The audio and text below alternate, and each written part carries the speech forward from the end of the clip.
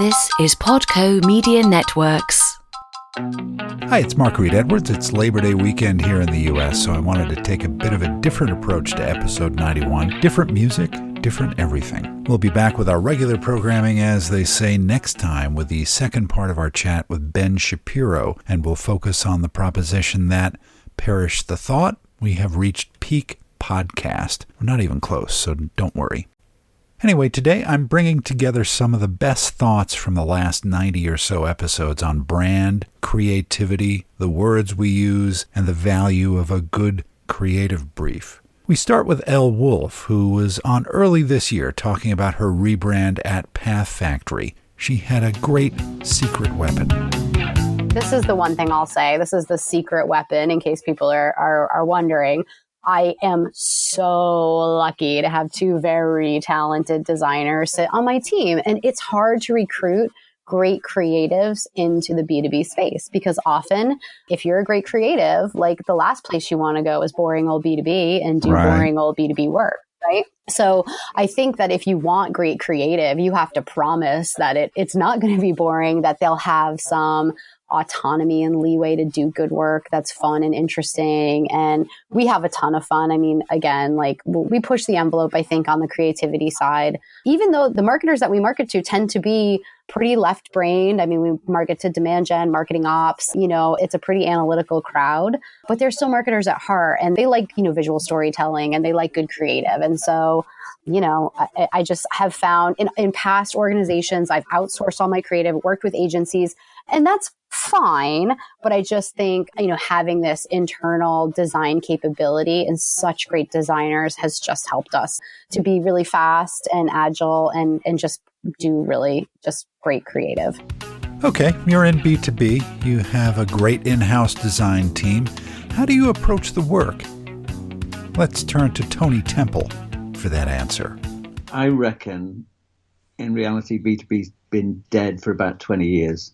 Just that nobody said anything.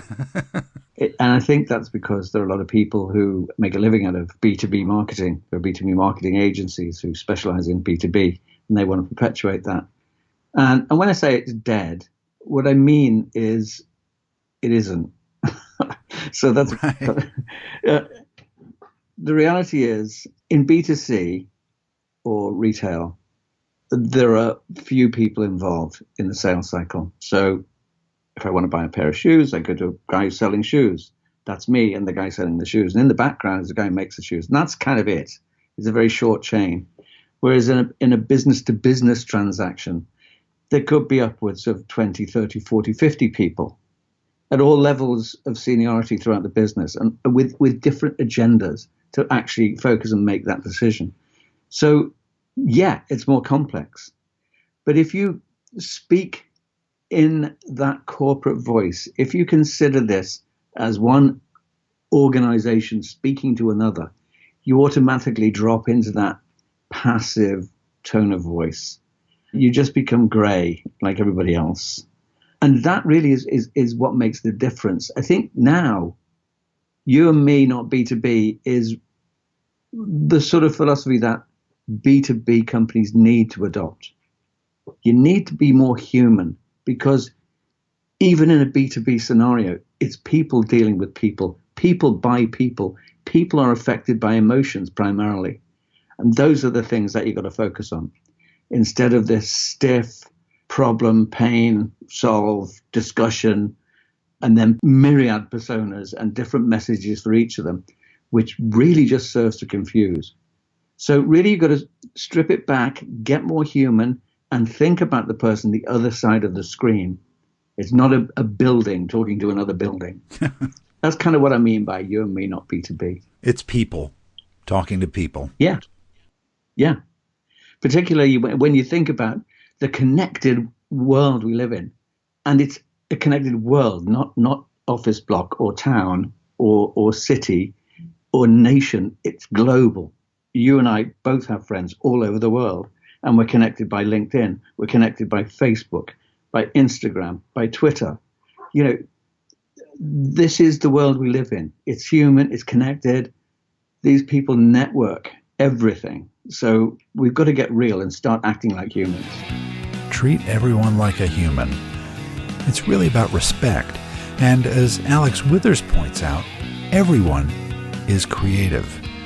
It's interesting. We've been working with the IBM Design Think team, and I did a keynote speech in Austin a few months ago at a Fulcrum Exchange event of design leaders. And it was a great day because after all the content, we got to go around the IBM Design Studios. And interestingly, they don't even allow the word creative to be tagged to anyone's job title because it insinuates that everyone else is not creative. Right. And I think that it's really important for us all to remember that we have to be creative through the organization, but strong creativity from the traditional creative team allows you to do a few things very well.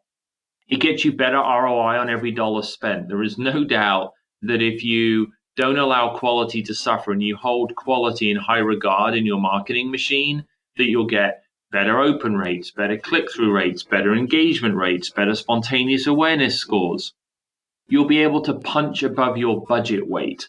So one of the things we're very proud of when we go to some of the big trade shows in the creative world is I know my team and our creativity will mean that every dollar we spend on that event as a lead sponsor will generate more booth traffic and more ROI than any other vendor at the show because we put so much attention on creativity. So, the skills are driving more ROI for the same dollar spent, improving time to market because they understand the brand. If the creatives get the brand, and they do because they live it every day, then they can turn work around faster without letting quality suffer, and they maintain brand consistency. Creativity is important, but it's not just about design, is it? Our words have power. And Ben Afia is a master at understanding that power and putting it to use for companies. It's really about culture, he says. I suppose this is the heart of it, really. It's that, we use language to express our vision, our strategy as leaders. We lead and engage people using language. We manage people and we connect with people using language. So, language really is in everything within an organization. It's in your strategy. It's in your performance contracts. It's in your marketing, it's in your terms and conditions. So, words are everywhere and words articulate your thoughts and your behavior. The language gives away what you really believe about your customers and about your staff. And I think that people are just not really aware of it. They're not quite conscious of the fact that the words they're using gives away that truth. And so when the language is harsh or less than human, that's a message that you probably don't want to be giving to your customers or to your employees, but it almost happens by accident. And I'm asking people to be a bit more thoughtful about how the language they use reflects their culture. You've got everything aligned internally, but how do you articulate your plans? The dreaded creative brief. Greg Quinton has an idea on the purpose of the brief and how to write it. The creative brief is purely an articulation, a single-page articulation of this is it. This is really what we need, nuts and bolts. We've got rid of all the rest of the stuff. This is the stuff the pithy points that we've got to, and we need your help on. So during that process, you're understanding really what your needs are. We are watching and listening and understanding those needs as well. And then we all have the same understanding of what the ambition is. And we're all a little bit closer and a little bit clearer by the end of that process. And that really helps. I always find it staggering when people think that a pitch will provide the answer. It never will. Yeah. All a pitch can do is give you, the client, an understanding of how we, the agency, think. And that's it. That's all we can ever do. We cannot, it would be arrogant to say that we can solve it at that point because we don't really understand the problem, the deep down problem. So, I would say, if I was making a recommendation to a client, I'd say, just get close to the team that you're working with. Give them as much time as you possibly can.